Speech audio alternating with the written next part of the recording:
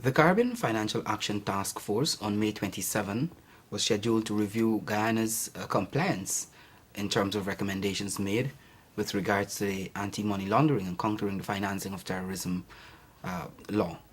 Of course, Guyana missed that deadline because of the fact that it wasn't able to amend the law with regards to recommendations made by the CFATF.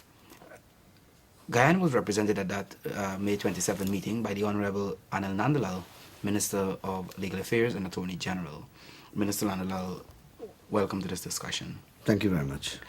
Minister Nandalal, of course, is going to tell us in terms of what transpired at the meeting. It is some level of public knowledge now that Guyana was able to secure at least an extension with regards to the amendments. Thank you very much, Eddie, and it's a pleasure to be part of this discussion on what obviously is a matter of national importance. As you are aware, and as viewers are aware, Guyana was scheduled to be reviewed at the Nicaragua meeting, and that was done. Guyana was among 3 countries which were scheduled for review with the possibility of the imposition of sanctions. The way that it is done is that a public statement is issued informing the world that a particular member state is not in compliance with the requisite standard set by CFATF and FATF, and other states, other jurisdictions are invited to impose whatever countermeasures they see fit in respect of transactions involving that impugned country. And of course, these countermeasures are innumerable in number, and they are wide-ranging. They involve the severance of business ties, the dislocation of relationships between banks.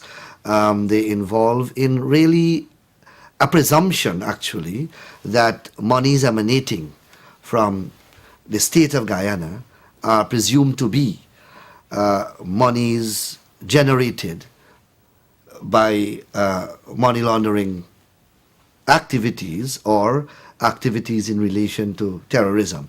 So there's a whole wide range of consequences which can flow when a country is declared or deemed to be a non-compliant jurisdiction. As I said, 3 countries were under review: Guyana, Dominica, and Belize. Belize had a change of government, and that slowed down their ability to implement the requisite recommendations. They gave an undertaking that they will have the recommendations implemented before the June meeting of FATF, which is the umbrella organization, and that meeting is scheduled to take place in Paris. That was granted because they were able to demonstrate a number of things have been done, and that their parliament has begun sitting, and that there is every expectation that this legislation will be implemented. So a statement will be issued that Belize has given an undertaking that they will be compliant by the June meeting. And if they are not, well, then a statement will be issued that they are not compliant, and then the sanctions will flow. In relation to Dominica, Dominica, like us, had to pass the legislation. Fortunately for them, they were able to pass it the very week of the meeting. Unfortunately for them, however, is that the meeting found that they didn't have sufficient time to review the legislation to ensure that it complied with the recommendations which were made. As a result, Dominica will also be reviewed again at the June meeting, and a statement, if they are in compliance with the recommendations made, then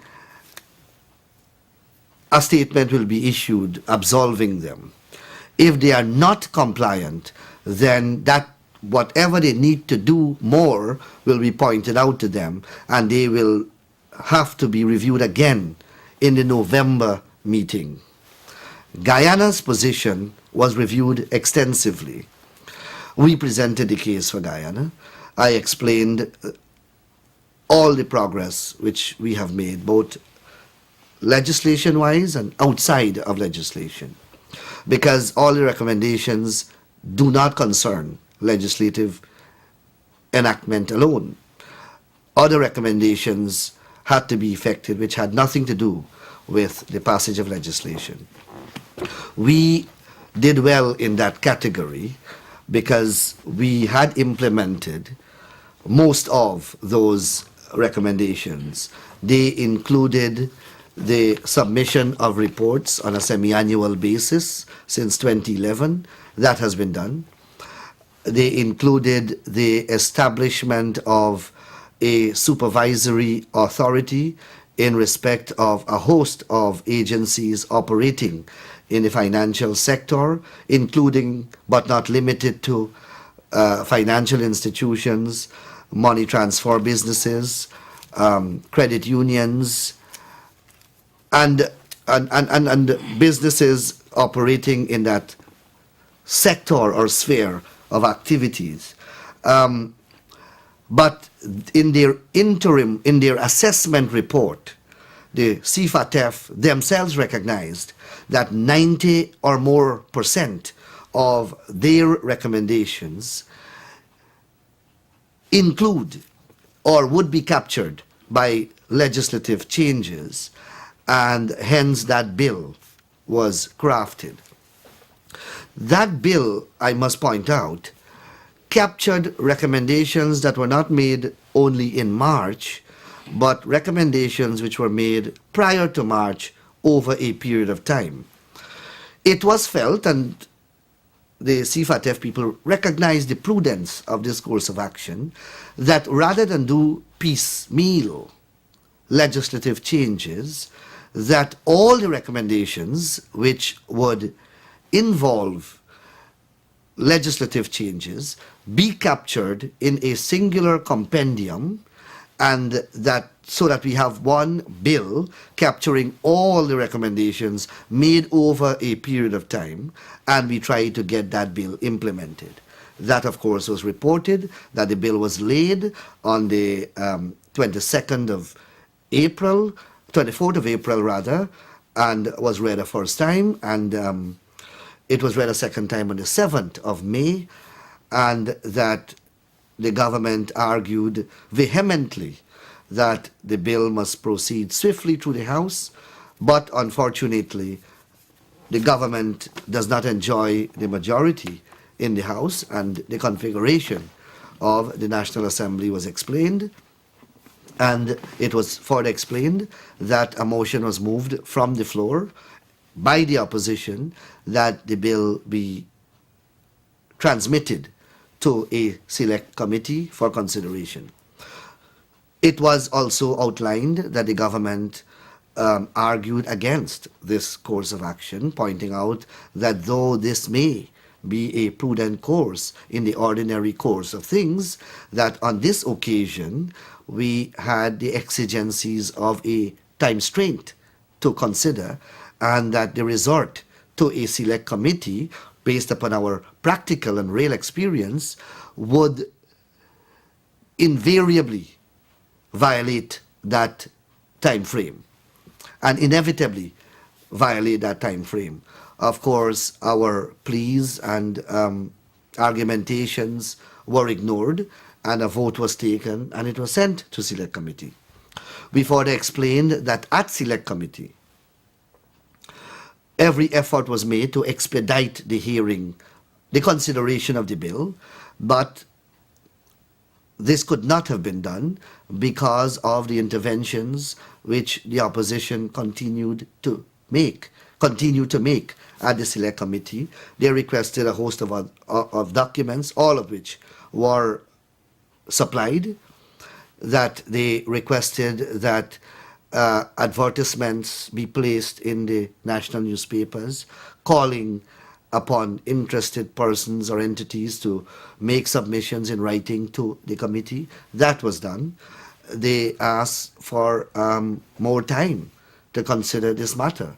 And that is, and then, of course, they raised the issue of the president not sharing a letter coming from CFATF with the opposition. And that was the last basis, and the basis upon which they withdraw their participation in the committee, the select committee. All of that was explained in great details, and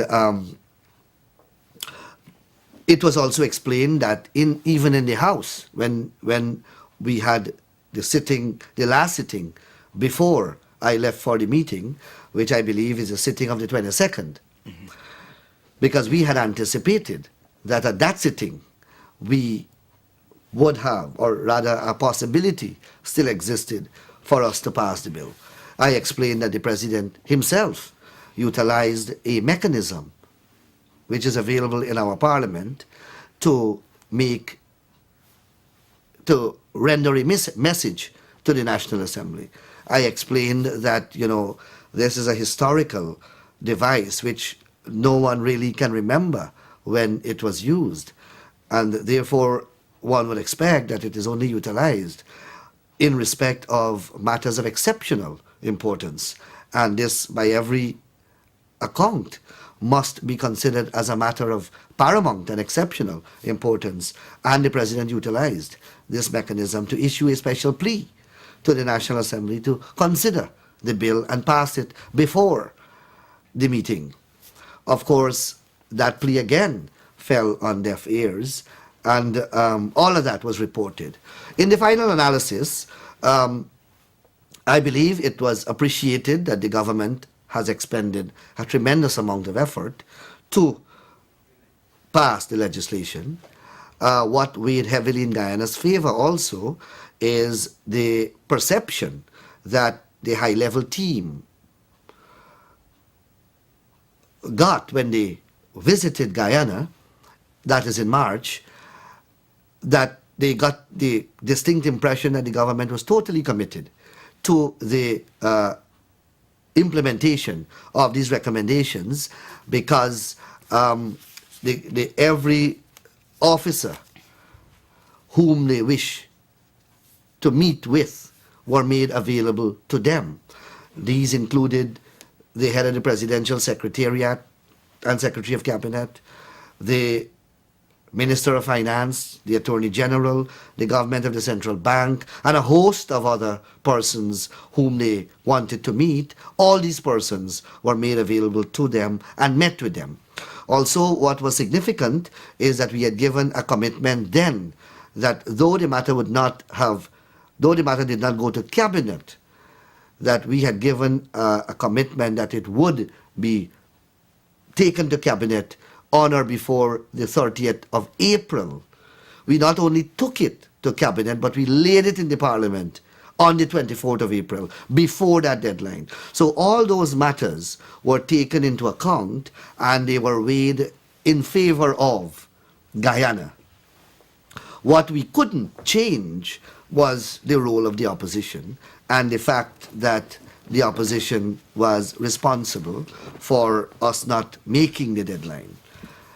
Of some significance is the fact that many of the persons with whom I spoke, privately of course, expressed absolute surprise that opposition parliamentarians can take such a position, or can take the position which has been taken in this case by opposition parliamentarians in respect of a matter that is so important to the nation state of Guyana. Because this is not a matter that one ought to play politics with. This is a matter that is of sufficient significance that it can be severed from everything else and treated as a priority. Because this is not the government looking bad or the government being penalized. When I listen to the opposition, and the more I reflect upon how this issue has been approached and how the issue has been dealt with from the perspective of the opposition, I get the impression that they feel that by withholding this support, they are in some way penalizing the government.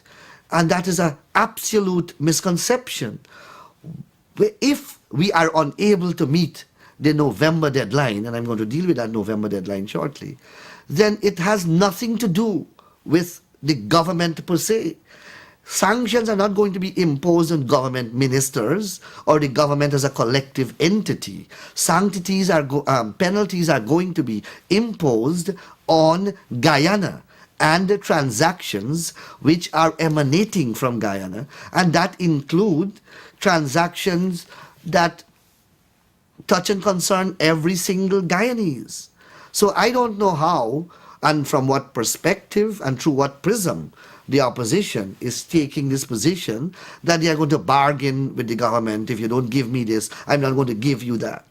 We are going to be blacklisted, and that's it. But let me deal with the deadline quickly. Though we have until November where we are going to be reassessed, we have to be very careful because we don't want to fall in the position that Dominica fell into, unfortunately. This thing has to be concluded way before November and sent, because it has to be examined to see, so that the examining body and the persons who are involved there have an adequate opportunity to compare what we have passed with what the recommendations are, to ensure that there is compliance in a large measure with what they have recommended. So I have to emphasize that point because I don't want to create or convey the impression that we have until November and therefore we can get into this relaxed mode. We have to pursue this thing with every convenient speed because firstly we have an impending recess of the Parliament shortly. Parliament normally goes into recess during the month of August every year for an entire month. So I don't know what date the recess will begin, but certainly Parliament would be resuming in September. And then September, is very close to, we're getting into October, November. So ideally, I would really hope that the select committee can conclude its work and the bill can be returned to the National Assembly and the opposition. Of course, all of this involves the support of the opposition, and that we can conclude the passage of this amendment before Parliament goes into recess. That is what really I assure the body that we will endeavor to do. Of course, they asked me whether the parliamentary configuration will change, and I said no, that we have to continue to do what is necessary to get the opposition's support. But apart from reviewing Guyana implementing the recommendations of the task force, was Guyana asked to maybe provide information on enforcement with regards to the existing anti-money laundering law? As I indicated, since 2011, as part of recommendations made since November 2011, Guyana has been submitting reports every 6 months on the activities of the financial unit, the financial intelligence unit. So, yes, reports have been submitted to them, and that was not an issue. That was not an issue. What the issue was the fact that we did not make the changes to our existing law, and that is what they recommended.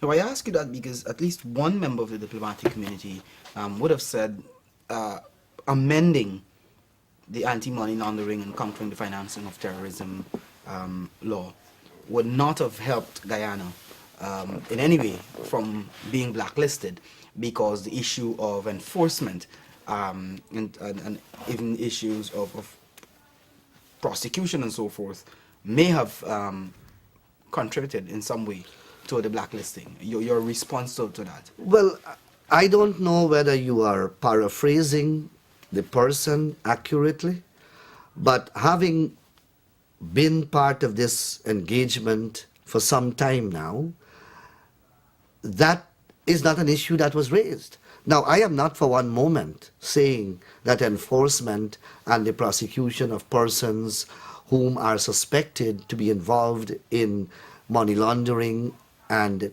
financing of terrorism activities are not something that are desirable and required to be done. I am not saying so. But from all the engagements which I have had, that was not made an issue. So I don't know where that person would have gotten the information from to have formed the view that you are expressing, assuming, of course, that you are paraphrasing him accurately. I am. Okay. I am. If I could take you the way forward, because as it is now, we would have gotten past the May 27 deadline. We were granted an extension until November to update the laws. But based on at least in this But let instance- me just explain this also for the members of the public. A statement will be issued, and that statement will say that Guyana has failed to meet the deadline given by CFATF. The statement will also chronicle Guyana's efforts to meet, to effect the recommendations that have been made.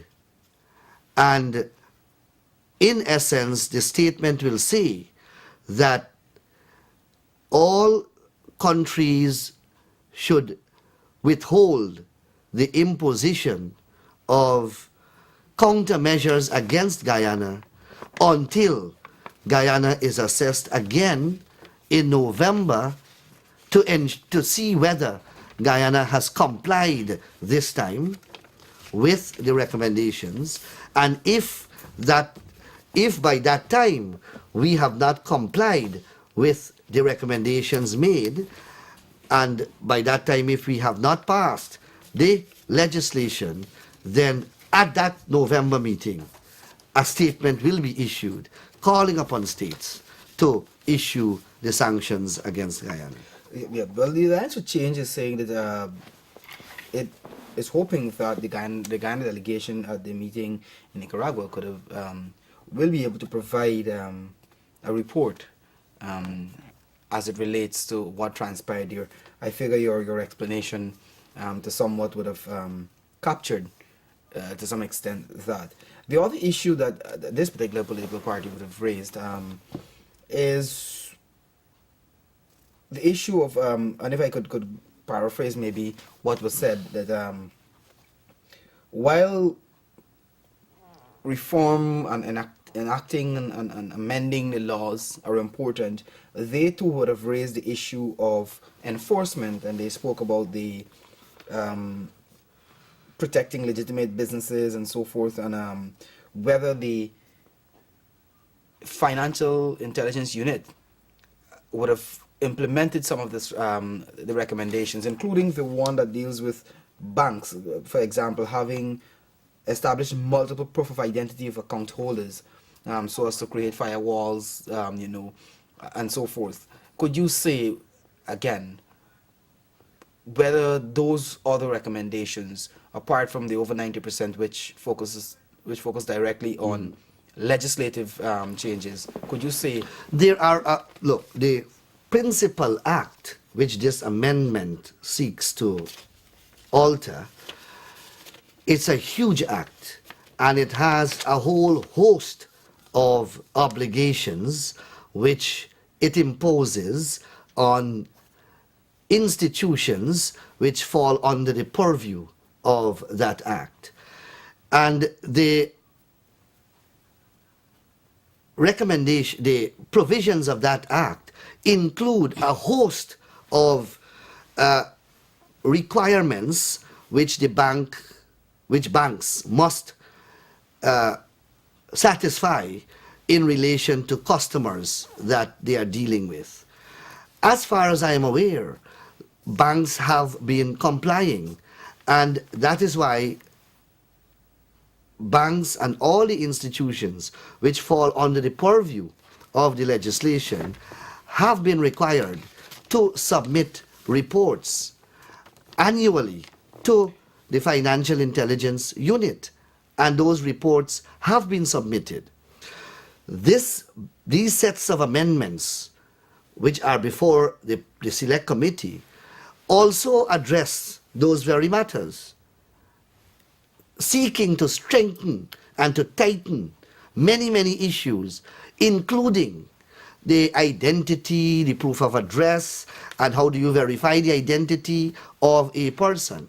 The Alliance for Change, before they make statements like that, they should read the legislation. It is patently obvious that they have not read the legislation, but they have looked at TV and read what is in the newspapers in some other countries, and they are forming opinions. It would serve them better as a political party in Parliament to read the legislation which they pass, because they were part of the Parliament in 2009, and to read the bill which is before the Select Committee, which deals with those very issues, rather than making those the statements that they are making. Those are very uninformed statements. I know for a fact, I don't know if this is part of the same anti-money laundering legislation, but I know for a fact that all the banks were at one point asking persons to come back with their information to verify their identity, their address, etc., etc. That's correct. And I know there are a few banks where you have to go when you're doing transactions inside. You have to go with two forms of identification, apart from your national ID. And also, when you deal with transactions above a certain amount, you are required to state the source of your funds, etc., etc. All these requirements are requirements of the Money Laundering Act. That's what I'm saying. They have not read it. Who made that statement? This is coming from the Alliance to Change okay. at a news conference recently. No, is there a person who made that statement? This is a press release that was released by them. The other aspect I want you to, as it relates to the Alliance to Change again, because they would have been the party that would have raised quite a number of concerns with regards to Guyana's compliance, Guyana being compliant in terms of the anti-money laundering. What is said in the press release is that though the party is committed to help faltering government to keep faith in international obligations and so forth, that the party is hesitant to expedite passage of laws or reformation of laws when all that happens at the end of the day is that it unleashed a horde of toothless puddles, such as the already, like in terms of the Integrity Commission, which it says headless, the Procurement Act, etc., etc.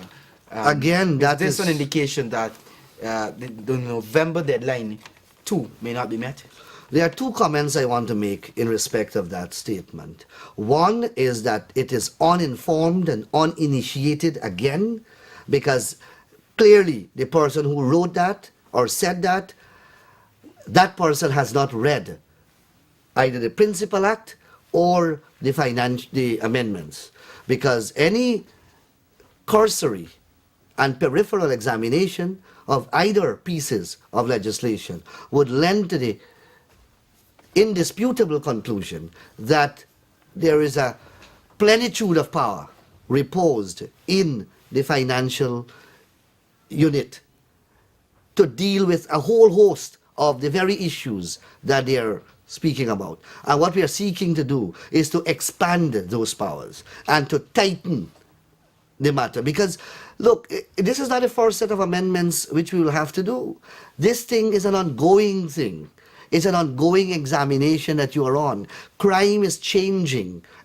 The face of crime is changing. The nature of crime is changing. It is becoming more sophisticated and more complex, having regard to the changes which are taking place technologically and otherwise around the world. So it is not a one-off change that we have to make to the law. Next year, we may have another menu of recommendations, which again may involve changes to our legislation, among other things. So it's not a one-off thing. We are going to have to be constantly reviewing our legislation. The second issue that I want to raise, I want to comment on, is the fact that there seems to be a contingent arrangement that they are advocating, that, you know, if we don't see progress made in relation to other legislation, then we will withhold our support in respect of this legislation. Again, I am saying that that kind of approach cannot work, because as I said, and as everyone at the conference who heard our explanation and remarked to me were aghast that the position taken by the opposition in Guyana, that they are linking this as some part of a bargaining process. This thing is so important that it ought not to be contingent upon the happening of another event. This ought to stand by itself, and you ought to give any Guyanese, any nationalist, any person who has the interest of this country at heart ought to give their wholehearted and absolute and unconditional support to this bill, provided, of course, that it meets their requirements and their expectations. But it should not be attached to the happening of something else. And that is quite unfortunate, because, as I said, it is not the government that is going to be penalized. It is not me as Attorney General who will be penalized. It is I as a citizen of Guyana. And they will be too. Don't feel that they are not going to be affected, or every person in this country who have financial transactions to partake in are going to be affected. So that approach is not a prudent one, and I would humbly appeal to the opposition party to desist from that line. The leader of the opposition wrote to the FATF chairperson, and in that letter, I don't know what that letter was intended to achieve. Certainly, having read it, it was not intended to help Guyana's cause, because it sought to go into a whole host of irrelevant reasons, and started to get involved in local politics, and that there's a constitutional crisis in the country. I don't know what they're speaking about. I don't know what they were speaking about.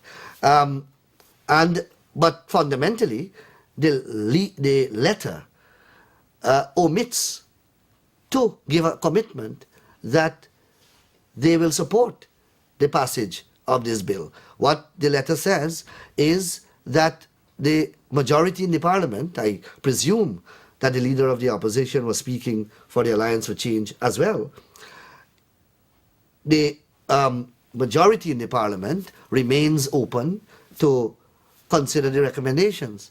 I don't know what that means. Does that translate into or crystallize into support at the select committee, support for the bill on the floor? I am not sure. But that kind of ambivalence does not augur well for Guyana's future on this issue, and in fact on any given issue. Because, look, the people who are doing this assessment care less. They have very little time for our little political games that we are playing here. They have a very strict regime that they use. You either meet the deadline or you don't meet the deadline. If you have not met the deadline, why haven't you met the deadline? If they believe that you have demonstrated bona fides, you have demonstrated commitment, they give you a second chance. If you don't meet the deadline on the second occasion, well, that's it. They are unconcerned, absolutely unconcerned about what is going on in Guyana Parliament, and who believes that there is a constitutional crisis, and who wants a procurement commission, and who wants some other integrity commission. They don't care less about these things. They don't live here. They have a task to perform. They have certain criteria that has to be met. And if you don't meet them, then you face the consequences. They are very unattached to the political ramifications and nuances which are taking place in Guyana. They really don't care. But the AFC seemed to be maintaining its position that there is a link between the amendments to the Anti-Money Laundering and the Procurement Commission, because the party says clearly that they will not delink the reform. Well, they are from the creating a political link. They are saying that our support for the money laundering legislation is contingent upon 1, 2, and 3 happening. That is their imposition and their perception. The money laundering exists by itself.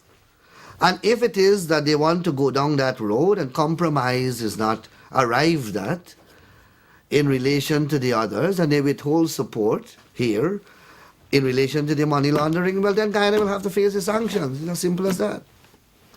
Minister, I don't think that the CFATF people are going to entertain any other plea of mitigation from Guyana on the next occasion. I don't even believe that we would be allowed to speak. They have given us one opportunity, and if we don't make use of the opportunity, then if you can't hear, you will feel. Simple principle.